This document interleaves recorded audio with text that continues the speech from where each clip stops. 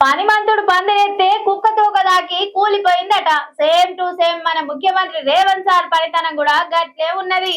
ఏదో మార్పుల పాలన తెస్తాడు అనుకుంటే ముంచే పాలన తెచ్చే.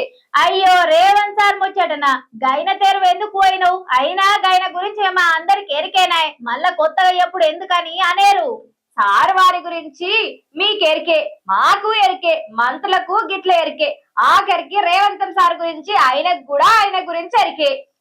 ఎరికే కదా అని రైతుల కోసం ఊహించకుంటే ఎట్లనుల్లా. యూరియా కోసం వాళ్ళు పడుతున్న తండ్లాట చెప్పకుంటే మేము ఈడ కూర్చొని కులం ముచ్చట్లు చెప్పి కూడా వేస్టేనాయే. రైతుల కంటే ఏది ఎక్కువ కాదు మాకు.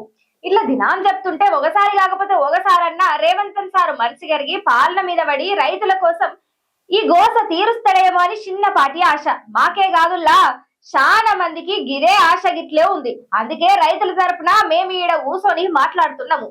రోజు రోజుకు యూరియా కష్టాలు పెరుగుతూనే ఉన్నాయి గాని తరుగుతలేవుల్లా. బలివంతుడు పందిరెత్తే కుక్క దోక దాకి కూలిపోయిందట. ఇక సేమ్ టు సేమ్ మన ముఖ్యమంత్రి రేవంత్ సార్ పనితనం కూడా గట్లనే ఉన్నదుల్లా. ఏదో మార్పు అని పాలన తెస్తాడు అనుకుంటే ఇక మంచి పాలన తెచ్చిండు. ఇక అయ్యో రేవంత్ సార్ ముచ్చట మాకు తెలియదా ఏంది, నువ్వు మళ్ళా కొత్తగా చెప్పబడితివి ఎందుకు అని అనుకుంటుండ్రా. సార్ వారి ముచ్చట అందరికీ ఎరికే, మంత్రులకి ఎరికే, అందరికీ ఎరికే.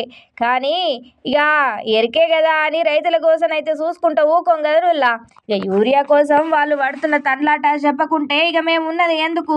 ఇక ఆడా ఈడా అని కాదుల్లా, ఇక తెలంగాణలో ఏడ చూసినా గానీ, ఏ జిల్లా ముట్టుకున్నా గానీ, ఏ పిఎస్సిఎస్ కేంద్రం చూసినా గానీ ఒకటే తిప్పలు, యూరియా గోస, యూరియా తిప్పలే పొండ్రి.